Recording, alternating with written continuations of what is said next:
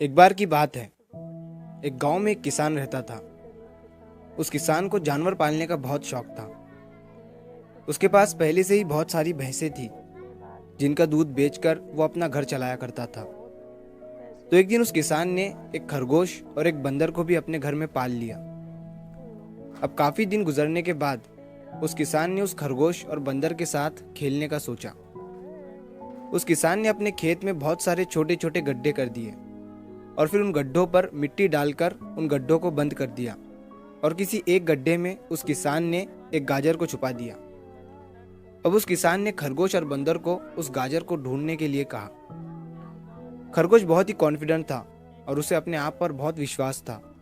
उसने एक एक गड्ढे को खोदना शुरू किया और गाजर ढूंढने लगा। लेकिन बंदर जो था वो बहुत ही नेगेटिव और आलसी था। उसने सोचा कि खेत में इतने सारे गड्ढे हैं और वो गाजर किसी एक गड्ढे में है, इतना कौन ढूंढेगा। वो बंदर ये सोचकर एक गड्ढे के ऊपर जाकर सो गया।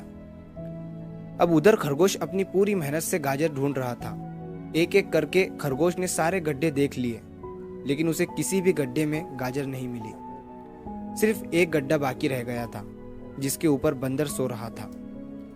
अब खरगोश बंदर के पास जाता है और उसे उस गड्ढे पर से उठने के लिए कहता है।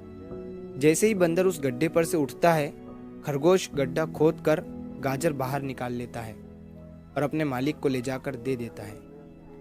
बंदर ये देखकर हैरान हो जाता है कि जिस गड्ढे के ऊपर वो इतनी देर से सो रहा था, गाजर उसी के अंदर थी। वो सिर्फ एक बार खोद कर देख लेता तो गाजर उसे मिल जाती और वो मालिक की नजरों में बड़ा बन जाता।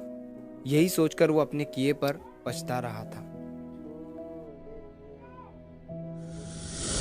दोस्तों, इस कहानी से हमें 3 बहुत बड़ी सीखें मिलती है। पहली ये है कि हमें कभी भी अपने काम के प्रति नेगेटिव नहीं सोचना चाहिए।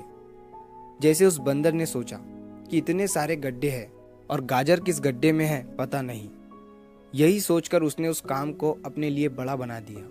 और दूसरी सीख हमें इस कहानी से ये मिलती है कि हमें एटलीस्ट कोशिश भी तो करनी चाहिए, क्योंकि हम जब तक कोशिश नहीं करेंगे किस्मत भी हमारा साथ नहीं देंगी।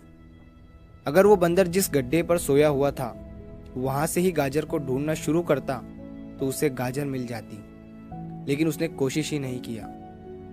और तीसरी सीख हमें इस कहानी से ये मिलती है कि हमें जल्दी हार नहीं माननी चाहिए।